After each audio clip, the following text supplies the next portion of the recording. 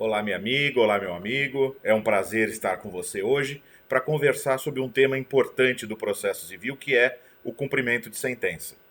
Nessa nossa conversa, eu vou procurar então abordar os aspectos mais relevantes do cumprimento de sentença, falar um pouquinho do cumprimento provisório, do cumprimento definitivo, como se inicia o cumprimento de sentença, falando um pouco também do seu procedimento, tá bom? Então vamos conversar sobre cumprimento de sentença, começando tratando de alguns aspectos gerais, depois falando do cumprimento definitivo e tratando em seguida de peculiaridades próprias do chamado cumprimento provisório de sentença, tá bom?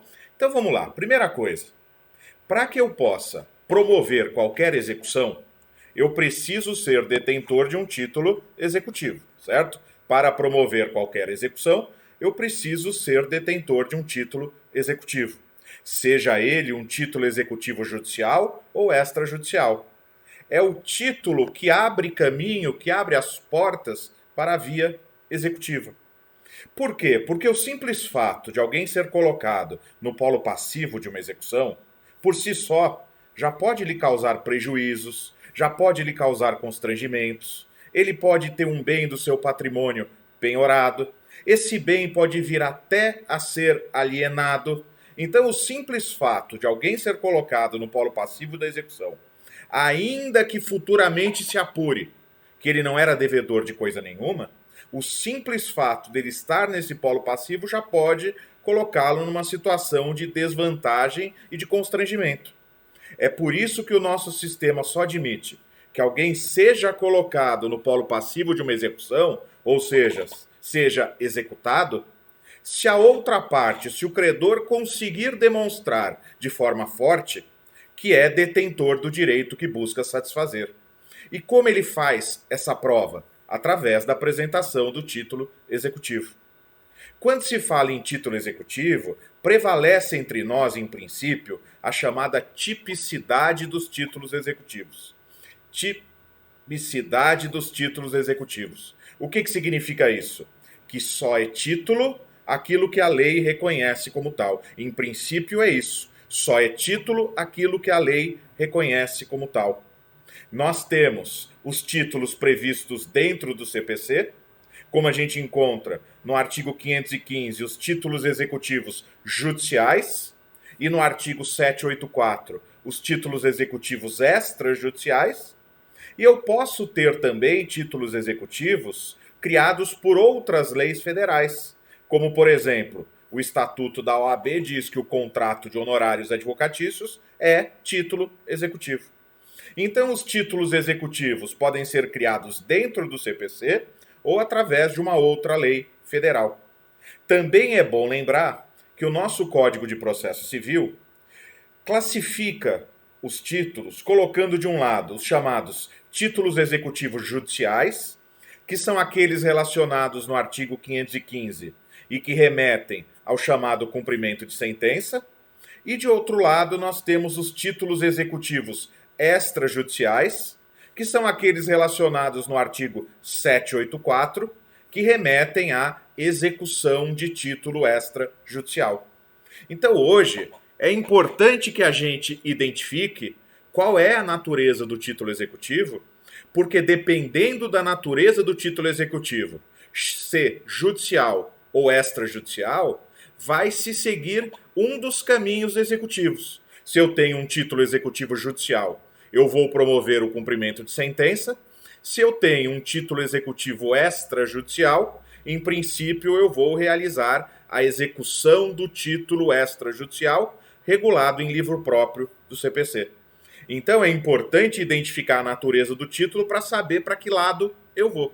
E essa constatação a gente faz logo no início da execução, quando vai promovê-la, evidentemente. Então nós vamos nos concentrar, nessa aula, no tema cumprimento de sentença. O que é o cumprimento de sentença? Nada mais é do que a execução do título judicial. Ah, mas eu não posso chamar de execução de título judicial? Claro que eu posso. É que o legislador resolveu dar esse nome à execução do título judicial. Cumprimento de sentença é sinônimo de execução de título judicial. Quem quiser chamar de execução de título judicial, não estará cometendo absolutamente nenhum equívoco. Agora, o que eu preciso, então, para promover, para requerer o cumprimento de sentença? Primeiro, eu preciso ter um título executivo judicial. Já já a gente vai falar sobre eles.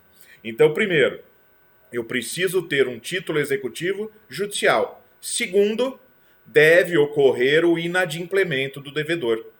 Quando somam-se essas duas circunstâncias, inadimplemento do devedor mais título executivo judicial, eu posso buscar a satisfação do meu direito através do cumprimento de sentença. Nós podemos também classificar o cumprimento de sentença em dois grandes grupos.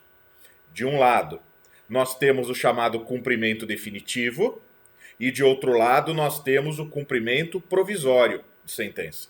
Então, de um lado, cumprimento definitivo de sentença. De outro lado, cumprimento provisório de sentença. O que é isso? Ora, quando eu vou executar um título judicial sobre o qual não caiba mais nenhum recurso, eu estou promovendo um cumprimento definitivo de sentença. Agora, quando eu vou executar um título judicial sobre o qual penda algum recurso recebido sem efeito suspensivo, eu posso fazer o cumprimento provisório. Por que se chama cumprimento provisório? Porque se pende de julgamento um recurso interposto em face desse título, caso esse recurso pendente venha a ser provido, o provimento do recurso pode provocar o esvaziamento do título. E aí as partes terão que ser reconduzidas ao estado anterior. Então vejam, para a gente fixar bem esse quadro aqui numa conversa ainda introdutória, bem simples. Se eu estou executando um título já transitado em julgado, a execução é definitiva, cumprimento de sentença definitiva. Se pende em face do título em execução um recurso recebido sem efeito suspensivo, eu posso realizar o cumprimento provisório. Agora, se pende em face do título um recurso recebido com efeito suspensivo, aí eu não posso nem realizar o cumprimento provisório, porque o efeito suspensivo do recurso impede que a decisão comece a produzir efeitos ou produza efeitos, e se ela não pode produzir efeitos, ela sequer pode ser executada. Então vejam, como normalmente, em face da sentença, cabe um recurso de apelação que, como regra, é recebido no duplo efeito, porque a nossa regra é essa. O recurso de apelação, como regra, é recebido no efeito devolutivo e suspensivo. Isso significa que quando pende apelação em face do título, em princípio, não cabe ainda o cumprimento provisório, salvo naqueles casos em que a apelação se processa sem efeito suspensivo. Mas depois que é julgada a apelação, se uma das partes interpõe recurso especial ou recurso extraordinário, esses recursos, como regra, se processam sem efeito suspensivo. O que significa que, como regra, poderá se realizar o cumprimento provisório na pendência do recurso especial ou do recurso extraordinário. Mas sobre o cumprimento provisório, a gente vai conversar um pouquinho mais adiante com mais cuidado. O que eu queria dizer também é que o nosso código estabelece regras próprias para o cumprimento de sentença, diferente das regras da execução de título extrajudicial. O cumprimento de sentença tem as suas regras próprias, em grande parte diferente das regras da execução do título extrajudicial. Mas a disciplina da execução de título extrajudicial, ela é muito mais ampla. E subsidiariamente, sim, aplica-se ao cumprimento de sentença. As regras da execução de título extrajudicial aplicam-se subsidiariamente ao cumprimento de sentença. Aquilo que não estiver regulado de forma diferente no cumprimento de sentença, prevalecem as regras da execução de título extrajudicial. O que eu estou dizendo nada mais é do que aquilo que você encontra aí no seu código, no artigo 513. Veja aí o 513 do seu CPC. O cumprimento da sentença será feito segundo as regras deste título, observando-se no que couber e conforme a natureza da obrigação, o disposto no livro 2 da parte especial deste código, ou seja, o disposto no livro da execução de título extrajudicial. Agora vejam, seguindo mais um pouco na nossa conversa, para promover qualquer cumprimento de sentença, eu preciso de um título executivo judicial. Onde eu vou encontrar o rol dos títulos executivos judiciais? Artigo 515 do CPC. E sobre esse artigo 515 do CPC, eu queria chamar a sua atenção para alguns dos seus incisos. Eu não vou ler com você aqui o inteiro o artigo 515, peço que você o faça. Mas eu quero chamar a sua atenção para alguns aspectos do artigo 515. Logo, em primeiro lugar, eu quero chamar a sua atenção para o que diz o inciso 1º do artigo 515. Me acompanha aí pelo seu código. Vamos lá. Artigo 515, inciso 1º do CPC. Vamos lá. São títulos executivos judiciais cujo cumprimento dar-se-á de acordo com os artigos previstos neste título, inciso 1º. As decisões proferidas no processo civil que reconheçam a exigibilidade de obrigação de pagar quantia, de fazer, de não fazer ou de entregar coisa. Então veja o começo do inciso 1º. As decisões são títulos executivos judiciais, as decisões proferidas no processo civil. Repare que o nosso atual código, diferente do que dizia o código antigo, ele não fala as sentenças proferidas no processo civil. Ele fala as decisões proferidas no processo civil. Para quê? Para não gerar margem à dúvida de que existem decisões que, embora não tenham natureza de sentença, elas podem muito bem ser executadas. O que é uma sentença para o nosso atual CPC?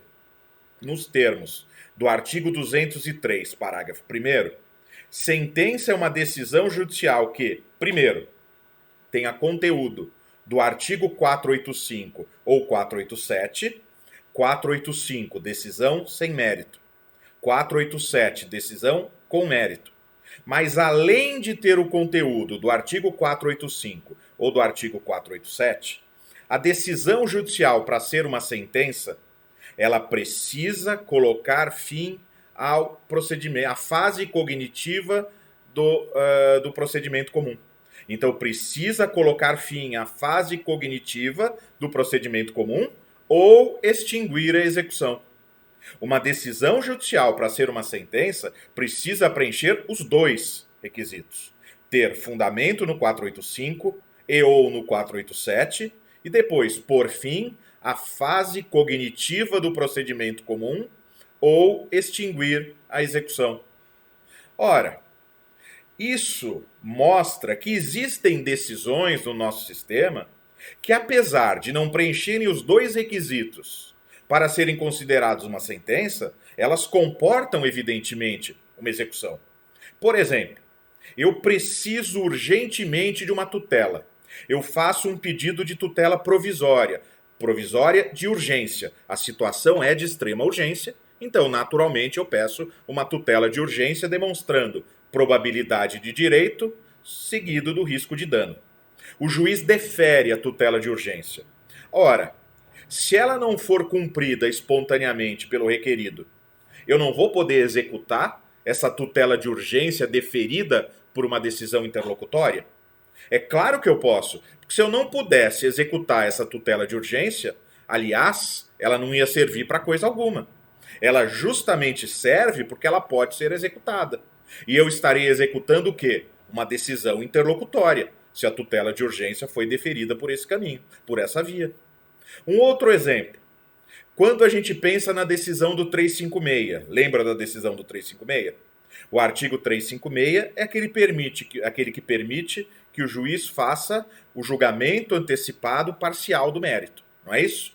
Lá na fase ordinatória do processo, percebendo o juiz que nem todos os pedidos estão em condições de receberem imediato julgamento, mas algum dos pedidos está, hoje, pelo artigo 356, o juiz está autorizado a julgar o pedido que estiver pronto. Essa decisão do 356, Ela é considerada uma sentença? Não. Ela é considerada, embora possa até existir alguma polêmica aqui, mas ela é considerada uma decisão interlocutória. Porque, embora ela seja uma decisão de mérito, portanto, tenha conteúdo do artigo 487, ela não põe fim à fase cognitiva do procedimento comum. Porque a fase cognitiva tem que prosseguir em relação aos demais pedidos.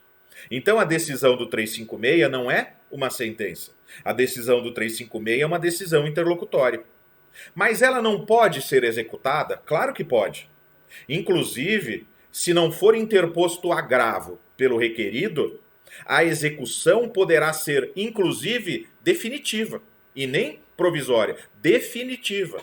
Então veja, o que eu estarei executando? Uma decisão interlocutória e não uma sentença. Justamente por isso que o 515, parágrafo 1º, e eu queria te explicar por que ele chegou a isso, por isso o 515, inciso 1º, perdão, 515, inciso 1º, ele não fala mais que são títulos às sentenças. Ele fala que são títulos às decisões proferidas no processo civil, para não dar a falsa ideia de que só sentença é executável, tá certo? Esse era o primeiro ponto que eu queria abordar e insistir, realçar quanto ao artigo 515. Agora, desculpa, descendo mais um pouco no artigo 515, eu quero chamar a sua atenção para os seus últimos incisos, os 4 últimos incisos do artigo 515. Me acompanha. 4 últimos incisos do artigo 515. O que ele diz, ou o que dizem esses incisos? Que são títulos executivos judiciais a sentença penal condenatória transitada em julgado, a sentença arbitral, a sentença estrangeira homologada pelo STJ e a decisão interlocutória estrangeira após a concessão do exequatur à carta rogatória pelo STJ. Então veja, os 4 últimos incisos do 515 diz: são títulos executivos judiciais sentença penal condenatória, sentença arbitral, sentença estrangeira e decisão interlocutória estrangeira. Por que eu estou chamando a sua atenção para esses últimos 4 incisos? Primeiro, para te mostrar que quando se está realizando o cumprimento dessas últimas 4 decisões, o início do procedimento é um pouco diferente. Mas eu não só quero te mostrar que esse início de procedimento é um pouco diferente, mas eu quero que você entenda por que é diferente. Mas como assim? Como assim diferente? Já já a gente vai conversar também sobre isso com um pouco mais de cuidado. Mas em regra geral, como se inicia o cumprimento de sentença? O executado é intimado, preferencialmente na pessoa do seu advogado, para cumprir a decisão no prazo de 15 dias. Não é assim? Essa é a praxe. Esse é o que normalmente acontece. O executado é intimado a cumprir a obrigação no prazo de 15 dias. Mas, quando se está executando esses 4 últimos títulos que eu mencionei, repito, sentença penal condenatória, sentença arbitral, sentença estrangeira, decisão interlocutória estrangeira, não é assim que se inicia o cumprimento de sentença. Quando se executa esses 4 últimos títulos, o cumprimento de sentença se inicia com a citação pessoal do executado. Quando se executa um desses 4 últimos títulos, o cumprimento de sentença se inicia com a citação pessoal do executado, para que ele cumpra a obrigação constante do título. Mas veja, ele não é meramente intimado, e nem apenas intimado na pessoa do advogado. Ele tem que ser pessoalmente citado. E quem está dizendo isso não sou eu. Quem diz isso é o parágrafo 1º do artigo 515 do CPC. Artigo 515, parágrafo 1º. Veja comigo.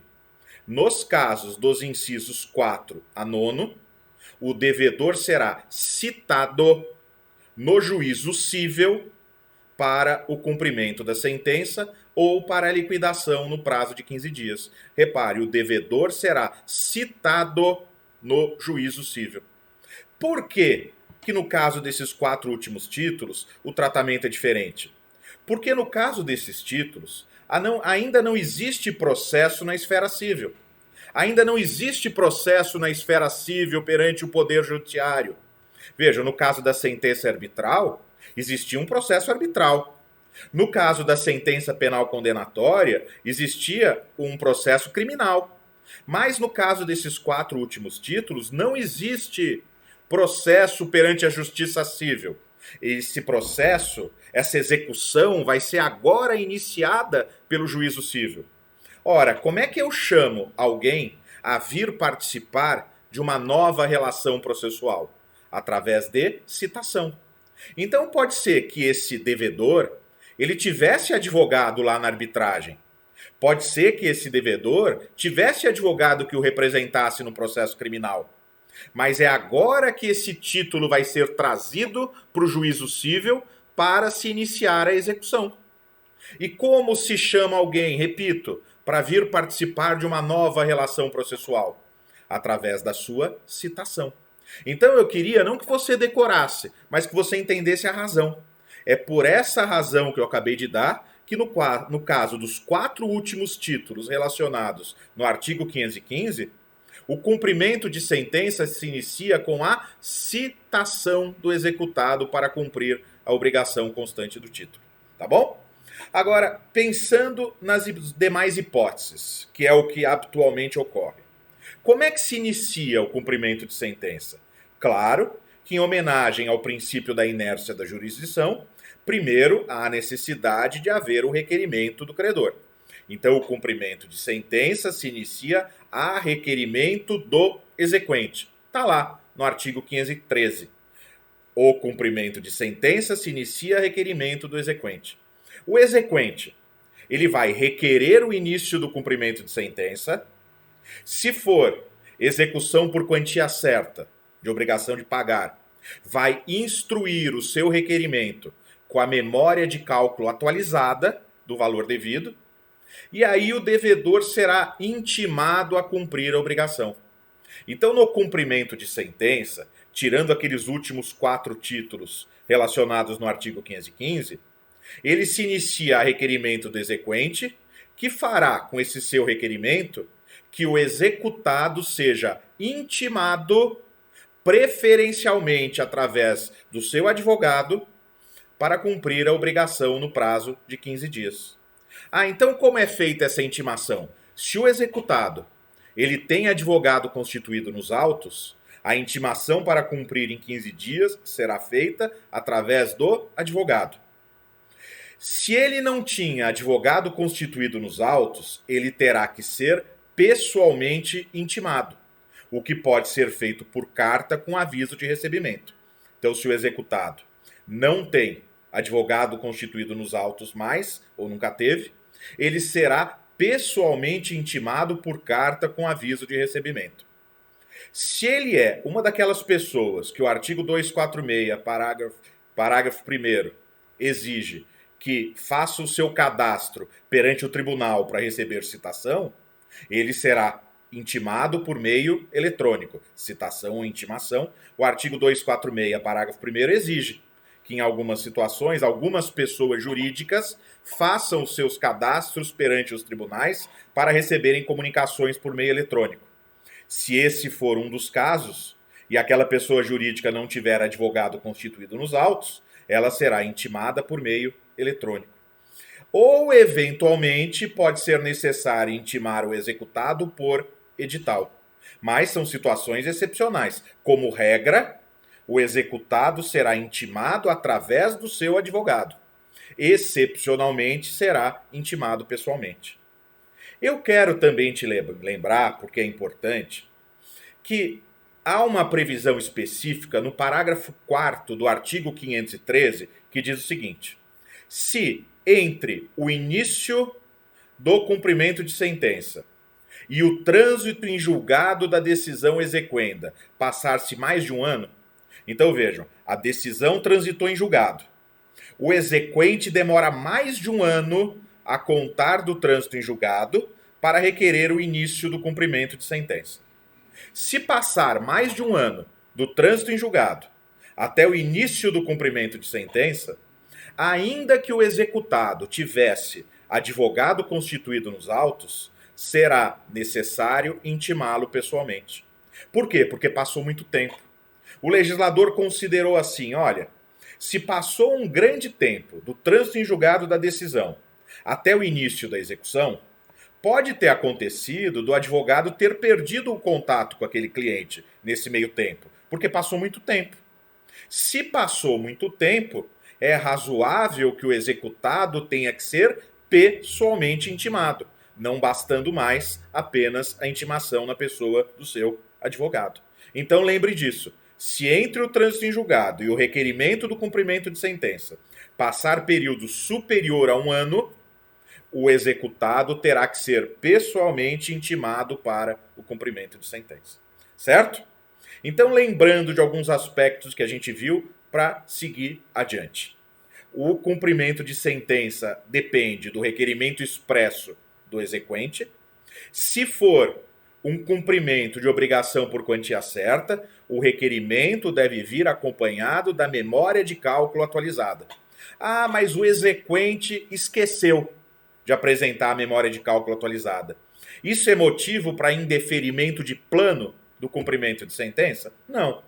Mas isso impede a imediata intimação do executado.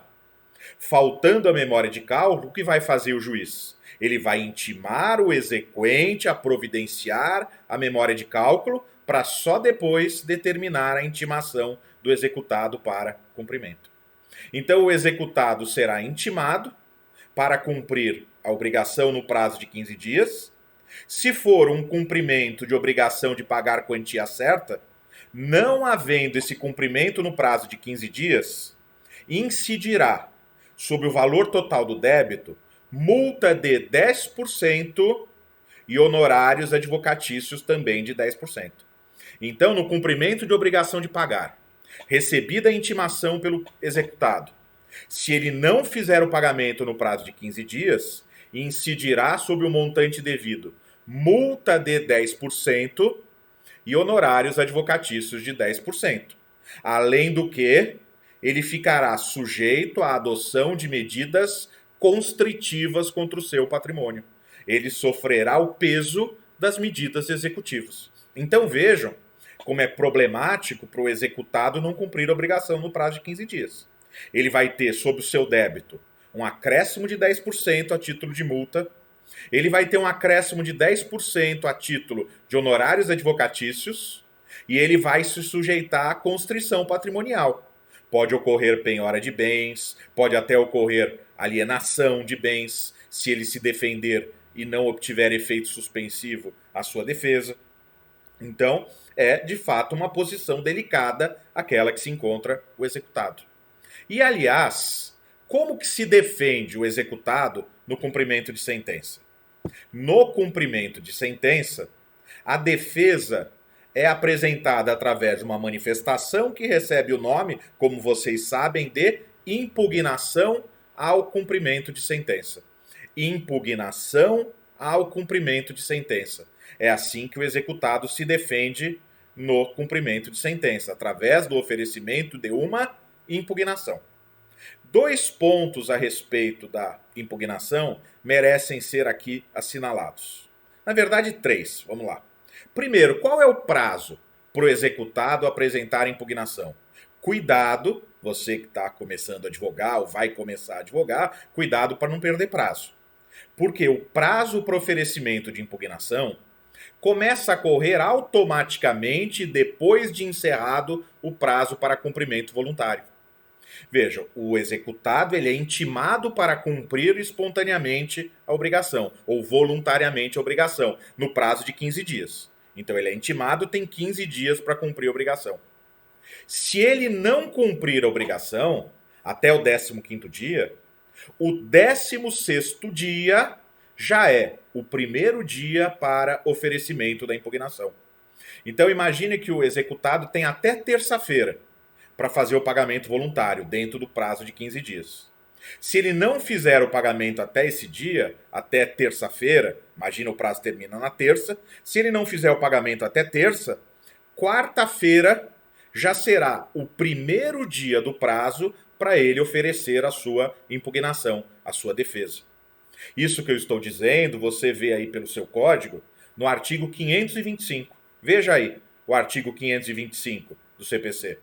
Transcorrido o prazo previsto no artigo 523, sem o pagamento voluntário, inicia-se o prazo de 15 dias para que o executado, independentemente de penhora ou nova intimação, apresente nos próprios autos a sua impugnação.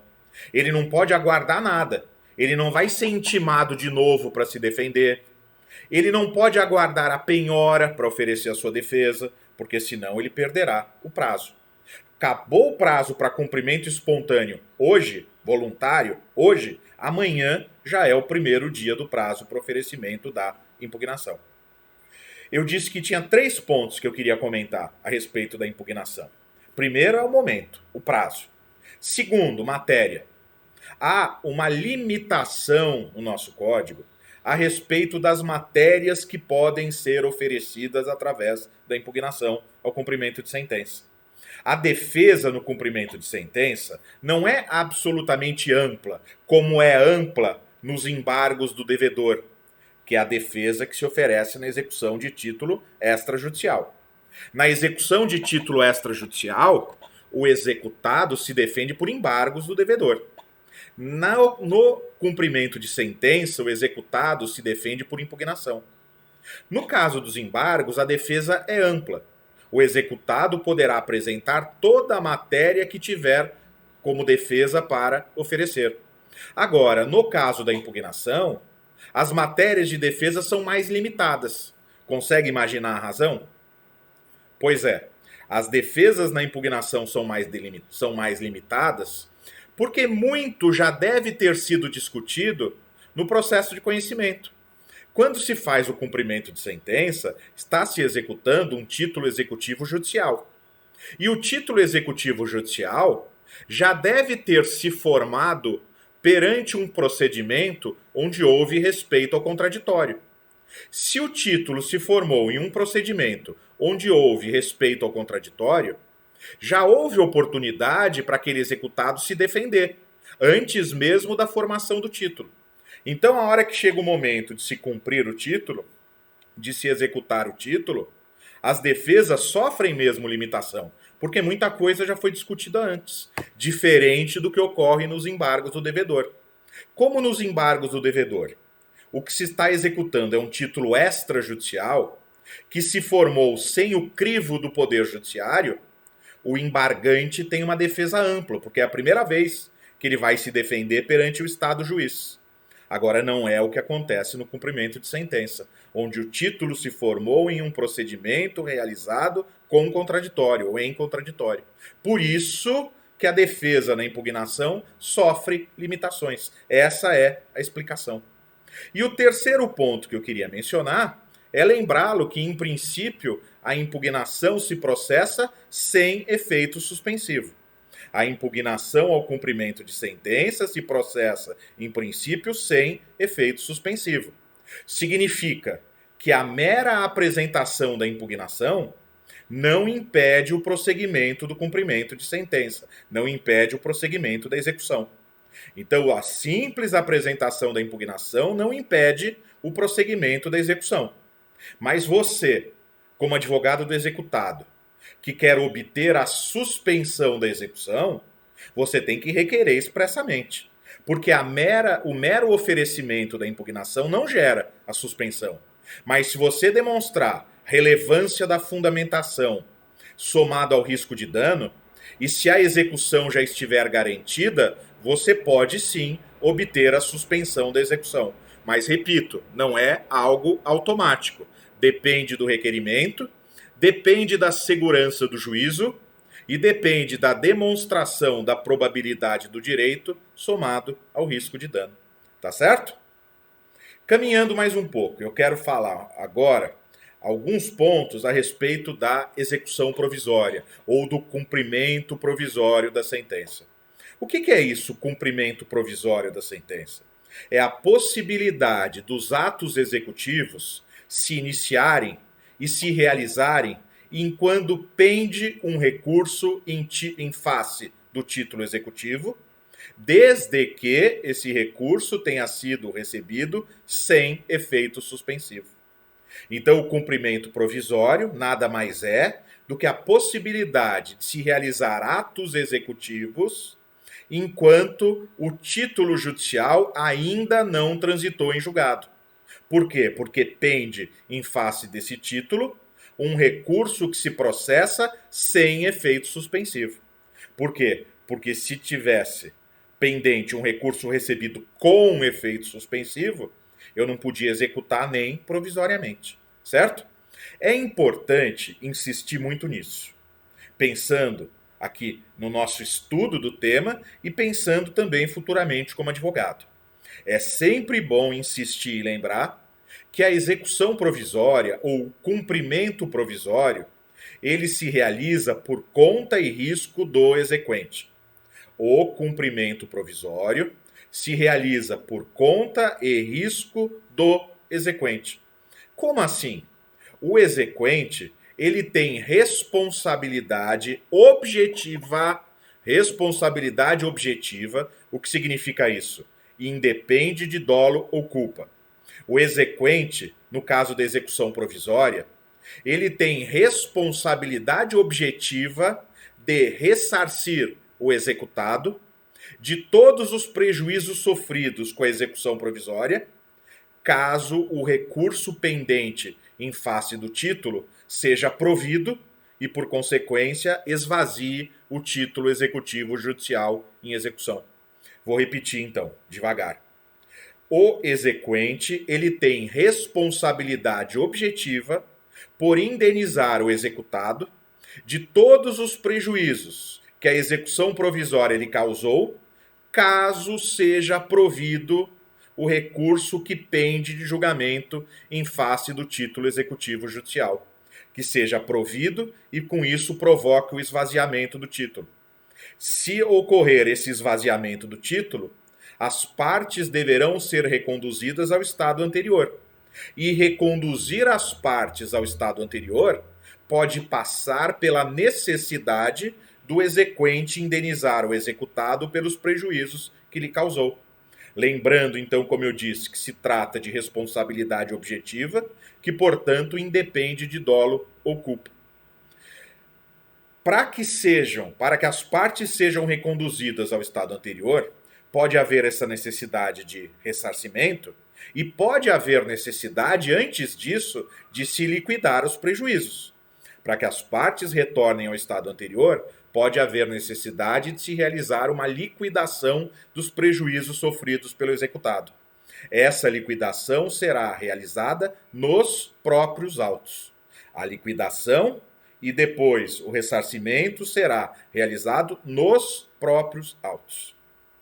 A respeito ainda da execução provisória, é importante lembrar que quando se trouxe a novidade do cumprimento de sentença, ainda na vigência do Código de 73, do Código Revogado, discutia-se muito se aquela multa de 10%, quando não ocorresse pagamento voluntário, se aquela multa de 10% também incidia na execução provisória. Foi objeto de muita discussão esse tema, alguns entendiam que a multa não era compatível com a execução provisória, outros entendiam que devia ser sim, porque não tinha por que se enfraquecer a execução provisória, excluindo a aplicação de uma multa, enfim. Houve aí uma grande dose de controvérsia a respeito desse tema.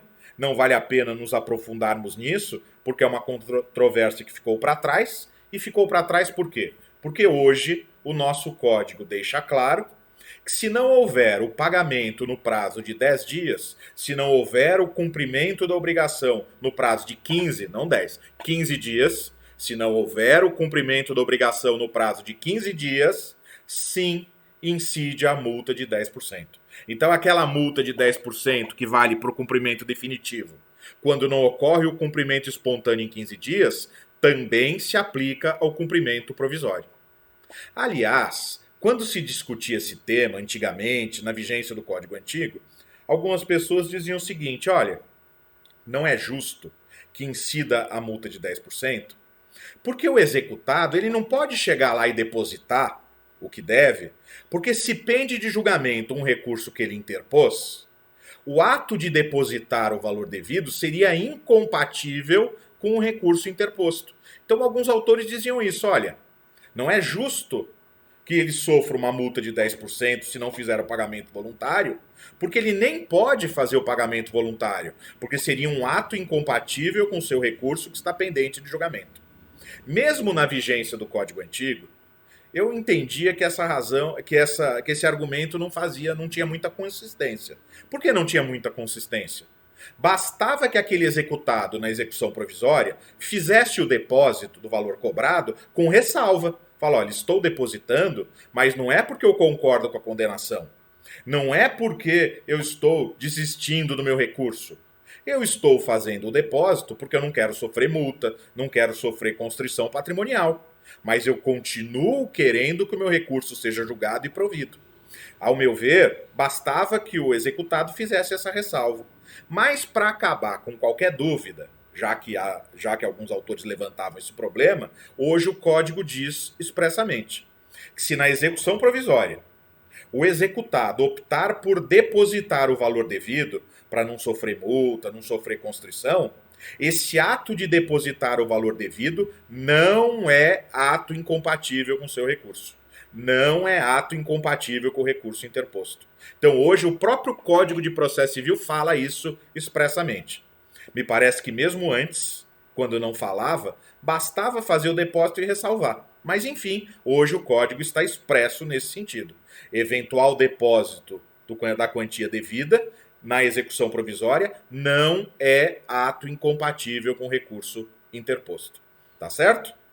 Agora, justamente em razão do risco, da possibilidade de se ter que ressarcir o executado na execução provisória, nós acabamos de ver que se na execução provisória o executado sofre prejuízos e depois ele tem sucesso no seu recurso que estava pendente de julgamento, o executado terá direito de ser ressarcido.